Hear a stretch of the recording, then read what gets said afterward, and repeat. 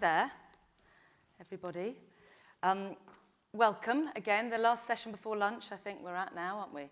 I've got a pretty nice job today. It's my pleasure, you all know why you're here, to introduce a global icon whose influence spans far beyond the football pitch. Known for his precision, passion and leadership, he became a legendary figure in football, winning titles with some of the world's biggest clubs. I was going to say best, but that depends on your point of view. Biggest clubs, Manchester United, Real Madrid, AC Milan, LA Galaxy, Paris Saint-Germain, and of course the England team, which he captained for 6 years. Following his playing career, he's become a business leader, a producer, a style icon, philanthropist, UNICEF ambassador, and a football club founder and owner. He has some 200 million social media followers, which is nearly as many as Taylor Swift, globally across all platforms, and in 2019 founded the content studio Studio 29, producing premium documentary features and series for global platforms including Netflix, Disney, and Amazon Prime Video. Studio 99's recent work has included 99, about Manchester United's extraordinary treble-winning season, Boo, Ronnie O'Sullivan, The Edge of Everything, and of course the Emmy-winning documentary series, Beckham. Please join me in giving a massive warm welcome to David Beckham.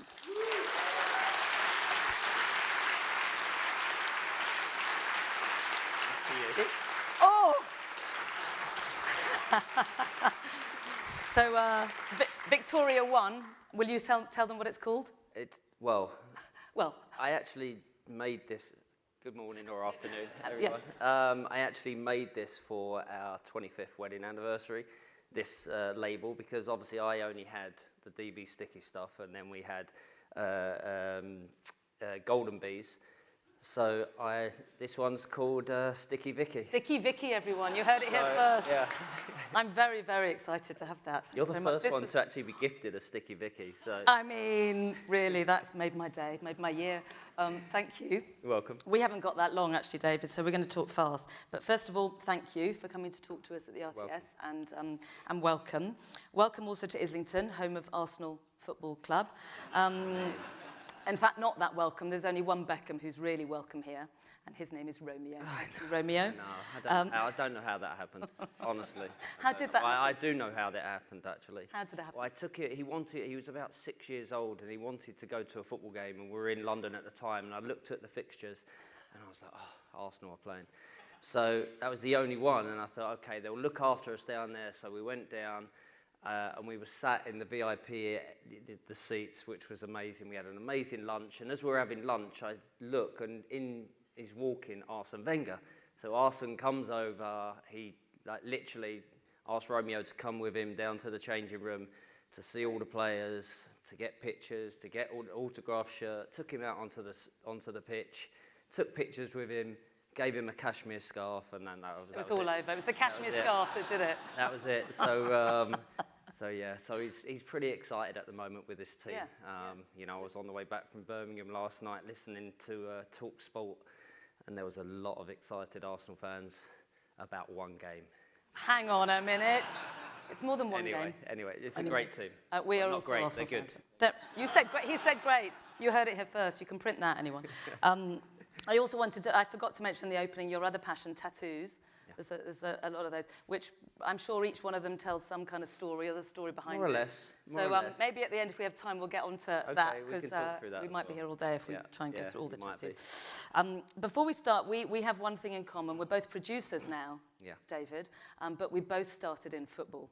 I was Gazza's PA 35 years ago, and David was captain of the England team. Not 35 years ago, but we've come a long way. But anyway. We have. Congratulations. Oh, well, thank you very much. It was fun. And we were just saying earlier how Gazza is one of the most creative, smart, kindest people I've met. And he is. He's amazing. I've worked with him many times over the years, and obviously played with him towards the end of his England career, and he's a special person. Yeah, he really is. But we're not here to talk about football. We want to talk about your move into setting up and running a successful Emmy-winning, congratulations. Thank you. It's pretty good. Which is incredible, studio. So in the US, when I was looking, researching for this, there are so many sports stars and talent who set up their own companies in the US. So, you know, Michael Jordan and Steph Curry and Reese Witherspoon and many others. It's quite rare here. Why did you want to set up Studio 99? Well, to be honest, you know, I've been shooting commercials for a long, long time, you know, over 25 years. And, you know, I've had a lot of great partners and great sponsors over that time. And, you know, to add different elements to the business over the years, we've always tried to be creative in the areas that we go into, you know. And firstly, I'd like to say thank you for having me here today, because, you know, to be part of the TV industry, especially in this country, for me, it makes me very proud, and I'm very honoured to be here today. But on the setting up the studio, I knew that eventually I was wanting to do that. You know, not to control what we put out there and the content that we create, but just it's something that I've always enjoyed. You know, when I retired, which is 11 years ago from playing, I made 2 documentaries, Into the Unknown and I can't remember the other one. Into the Unknown, Nicola? For the Love of the Game. For the Love of the Game and Into the Unknown. And I love the process. So setting up the studio was something that I always had in my mind, but I needed the right person to help me build that, and the right people to help me build that. One sat here, Nicola Howson, who has led this studio to the success that we've got today. You know, we have a small team, but a great team. And Dave Gardner, who's my partner in the business. But I always wanted to go into those areas because I enjoyed the process of it. Now, obviously, I've lived in America, and, you know, I've spent so much time there, and I look up to people like Michael Jordan. And when I've seen him go from his career to then to be an entrepreneur, to be an owner of a team, I wanted to do that. And if I ever had that opportunity, that's what I wanted to do. And we had the opportunity, and it kind of all happened organically. But you make the opportunity, don't you? Yeah, but it happened organically, really. You know, 2019, obviously, through the pandemic, we were shooting, well, I was shooting my own content at home for a long time. And then all of a sudden, we started talking, and I was like, okay, this is the right time, and this is what we want to do. And it's been an incredible journey so far. You know, we've done so many different things and made so many different shows that are either in production or have been released. Some people talk about more than others, but they all mean something to us, and that's what we've loved doing. You know, the organic side of it and the shows that we made early doors really all came from what I like and what I love to watch. You know, it was obviously something that, you know, making 99 about Manchester United, it was such a special moment for us as United fans and United players. That's what we wanted to make. And then obviously with Galacticos, and then we kind of went into the Save Our Squad moment, because Save Our Squad was something that I loved making. You know, I loved making because I was working with these young kids from the East End of London, where I was from. And it was an amazing story about these kids, and I got to know them and their families and go into their homes and be cooked dinner by their mums, and it was amazing. And then obviously making, and I know I'm going on a little bit, but then obviously, you know, Ronnie O'Sullivan, you know, working with Ronnie, I know there was a lot of people that actually wanted to make this documentary, and I'd known Ronnie and played snooker with him a few times over the years, but I hadn't spoken to him for a long time.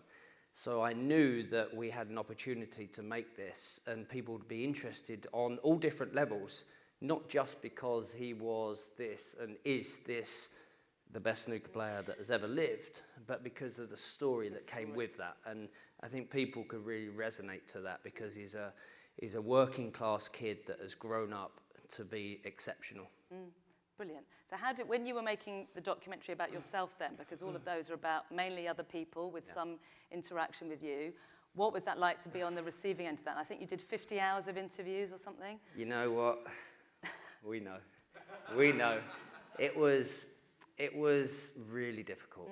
And it took me a long time to come to terms with the fact that I was going to make it.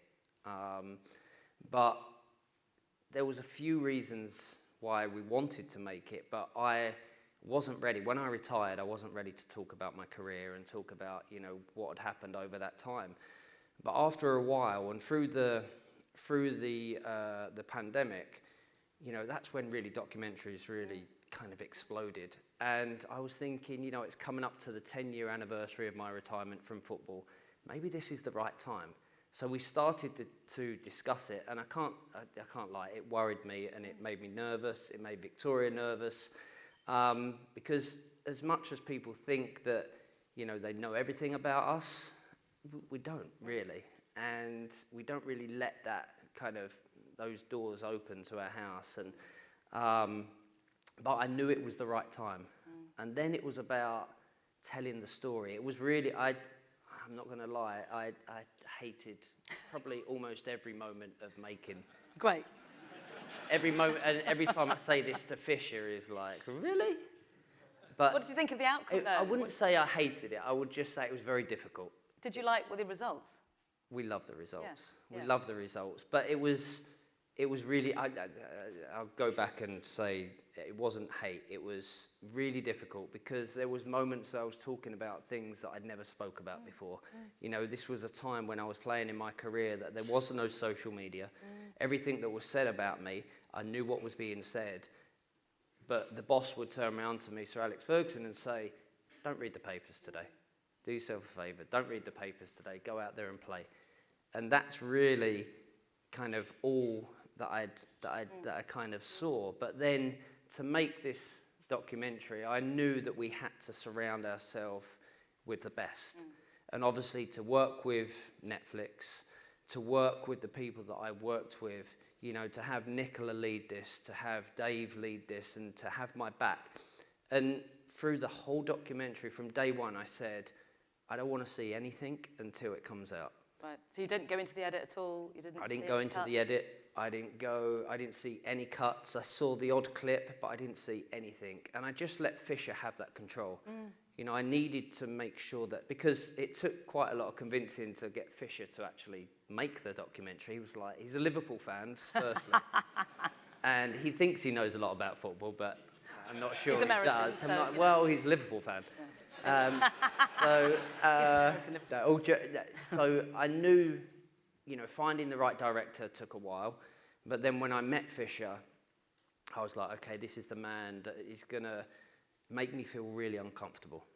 Wow. And I think I had to feel uncomfortable to make the documentary that we made.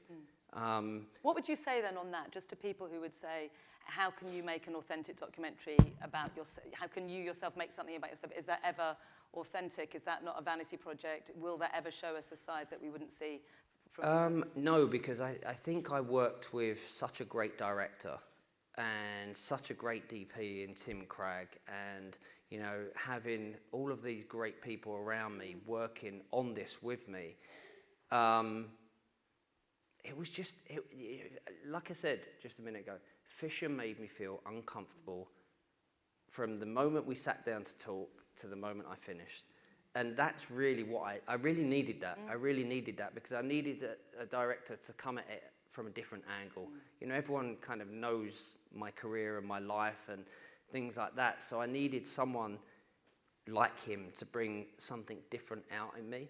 And like I said, I never saw any of the clips. I never saw anything until the moment I watched it at the premiere. And it was quite emotional. Wow. It was quite emotional, but it was just one of those things that I knew that I was going to make, and if I was going to make it, I was going to make it once, and I was going to do it in the way that it really should, that I felt that I could do, and but it was special. It was a special time. Well, congratulations! It was a great series. So next, you've got a few things coming up. Victoria Beckham. I know. Are you going to be a producer on that? Will you give her notes? I'm looking forward to that. We'd like to be in the edit for that moment. Do you know my wife? Give my wife notes. Yeah, we can move on from that actually, one. I'm quite excited to give her notes. Okay, great. Actually, I'm really excited about this one with Victoria because she is an amazing woman. She is a strong, driven, passionate person that has gone from being a Spice Girl, as you all know, and to be respected in this industry is very tough. Is very tough, and she's worked hard for the last 17, 18 years on her business, and all of a sudden she's having the success that she really deserves. And no one really sees what she does. And no one really sees the amount of work that she puts in it, and what you know, she's over everything from where people sit at the show to what they wear to everything that goes into her business. She's over every single piece, and I want people to see that. And again, it was hard to convince her to do this, but I think she'd been such a big part of the process with Netflix, and she was like, I love these people, and I love the way they work, and if we can work in this way, and we can do this, and so yeah, it's an exciting time, because I think she's going to do something that's very special, and people are going to see her personality and just her work ethic. Great. One of the things we want to talk about is your relationship with your audience. This morning, there's been a lot about relationship with audiences, which is all, you know, the driver of everything we all do is trying to connect with them. You have got hundreds and millions of social media followers. Not as many as Taylor Swift. No, not as many. Taylor's got a lot. She's got 280. You've got 200. I mean, that's not. It's, you know. Has she got 280? Well, I mean, can someone? We can get to the data. I don't know. I don't know. Oh, she'd have a lot more, but she's got a lot anyway. She's got a lot. More than me. But you've cultivated a very direct relationship with your audience and your fans. And so I want to know how you've done that, and also, was it in any way a reaction to your relationship in the past, your complicated relationship with the traditional media, which I know was a few years ago, but has that driven any sense of needing that direct relationship? Well, I think, you know, my relationship with the media over the years, you know, I think that was well documented in the documentary. But the world has changed, and you can control and create and protect your own narrative with your own content, and I think that is something that I love. You know, social media has all kinds of different problems, but I do think if you use it for the right reasons and you do good for it, which is one of the things that I'm very lucky to be able to do, you know, whether it's the stuff that I post for Malaria No More, or the stuff that I post for different charities that I've worked with over the years, and UNICEF, I think it can be a great thing and shine a light on different things that we work on, and the problems. But, you know, on my side, I think to have the authentic content that I'm every post that goes out there, every word that goes into a post, everything that I have that goes out there on any social media channel that I have, I'm over every single thing. And I think people see that, and people have seen, you know, in the past, whether someone's posted something from the team, it's very clear that it's not from me. So I think that, you know, I've been able to use it for good over the years, and, you know, the stuff like the gardening and my chickens. Because I think your biggest growing audience is 16 to 34 who didn't know you when you were playing. I know. I mean, that's gold dust here. Is that how do you connect to them? Is that the humour, the truth, the open? What is that instinct? Well, how firstly, do you know? I think it's because I've got young kids as right. well. You know, I've got You three good-looking boys that a lot of people are interested in, and very honest. a beautiful little girl that no one's interested in just yet. Keep it that way. I know. I'm trying. Actually, they are. They probably are interested in, but you know, we won't talk about that. But what was the question? It's just how you connect to those younger. What are you saying? Oh yeah, how do I connect? You know, yes. just being able to access that young audience. I think the documentary again helped a lot. Yeah. Because I think it reminded, you know, there was a lot of people that have lived through my career, and seen my career and know my career, but then their kids or their kids don't know that, but they've heard the name. But I think it was just a gentle reminder that actually I used to play for the teams that I played for, and obviously I was luckily successful with those teams. And I think that's one of the reasons why, you know, the age demographic that I have is so diverse, and I'm very lucky with that. But I think it all comes down to the authentic posting that I do, you know, and it's, you know, Victoria was quite angry with me at the weekend about the vegetable post. Tell us a bit about that. It's great. Did anyone see the artichoke gardening video? It's very good. Yeah, I have a whole gardening thing going on at the moment, and I've been away for the summer, and I came back and I was amazed by the explosion of like the kale and the artichokes and all of that. So I decided to go out early Sunday morning and obviously film with me in it, and Victoria literally posted something about an hour later saying, "Where has my husband gone?" Who is this man? Who is this man? He used to ride bikes and, you know, and things like that. And I was like, well, but it's authentic. So yes, so I'm not saying she was angry, but she was like, really? Stop. Do you know what? It's Stop with the interesting though, posts. what you said. I think part that the family brand is so important to that, isn't it? And I think, you know, big popular television series for us as well often have a family at the heart of them, and that's fundamentally what it is. So it's brand Beckham, but it's family Beckham, isn't it? Yeah, and that's what's so appealing. And it always has been. Yeah. It always has been. I think, again, the documentary showed that. Yeah. Just on the brands, you know, you've got your relationship with Authentic Brand Group, and then you have a relationship with many other brands, Nespresso, Boss, Adidas. I'm not going to name them all. Do you know how many There's a lot. you've got a relationship with? I'm not going to ask you to answer that. How do you choose which brand to be associated with, and what can we learn from that association? And you know, even into Miami, we were saying what an incredible brand that is you're building there, and how that's becoming known all over North America from brand building. Well, I think with the brands, I've been lucky over the years that I've been either advised well, or in my gut, I know that they're the right people to go into business with. You know, I like being part of, obviously, the best businesses, but it doesn't always work like that. I like being part of working with good people, and it doesn't matter who they are.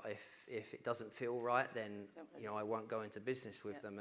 And luckily, I've been able to choose and decide the brands that I've been part of and the sponsorships that I've been part of.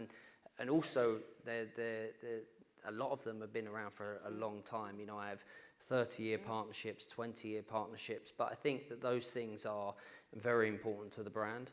And with Miami, it's just another extension. You know, we've worked on Miami for a long time, but, you know, I think that when you have the success and you're able to sign the players that we've signed, Couple of good players you got couple there, of good couple players, of big players. In the last year, you know, it's the dream. Yeah. So, amazing. Yeah, so I was asking you, would you ever consider doing that in the UK, investing in a team here? In the right team. Right. Is there only one team you'd There's only one team.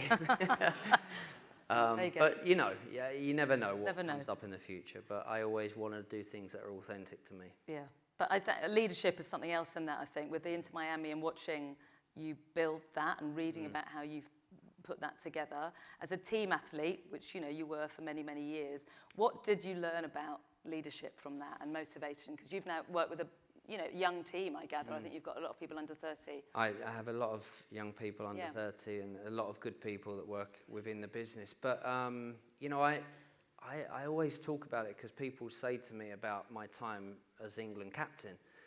And I always say I never saw myself as a leader. I never saw myself as a captain. But when you're given that role and when you're given that armband, especially when it's for your country, all of a sudden your responsibilities change. And I realised that without knowing that I was actually okay at it. Someone else recognised that for you. Sven recognised that. And Sven recognised that for me, which I ended up having to speak about Sven yesterday. And obviously it was a sad day on Friday celebrating his life. But he kept me as his England captain. But as of being a captain and a leader, I always think that it's important to set the right example, and I've always tried to do that throughout my career. I've tried to do it with my family and my kids, and that's why me and Victoria work the way we do, because we want to set the right example for our kids. But it's the same in business. You know, I want people around me that are more qualified, that are more intelligent, that are more hardworking. Most are not as hardworking as me, but they are hardworking. Because I want to feel that I am the first one to turn the light on in the office in the morning. I'm the last one to turn it off when I leave, and that happens. So I think that when you set that bar and you set that kind of work ethic, you hope that people follow. And luckily, I have an amazing team, and I've always luckily been part of great teams over my career. And my studio team, my team in Authentic are an extension of obviously who I am, and that's important. So we haven't got that long left, and they're going to be moaning at me, so I'm going to go slightly over. I think everyone's Sack me. as well. The conference theme is about keeping our creative edge. what does creativity and Britishness, it's about keeping Britain's creative edge, mean to you? Given that you've had such global reach in terms of your, impact. Well, I think we are so incredible as a country, and we are so passionate, and we have got so many creative people in this business and in our world, that in our country, that I'm lucky. I've been able to play in different cultures, in different countries, speaking different languages, and represent my country. The most important thing for me has always been to represent my country, and wherever I go in the world, nowhere's like home. I love living in different places, and I love visiting different places, but nowhere is like England, and that's what I'm passionate about. So we just need to keep that. So you're 50 next year. Shall I?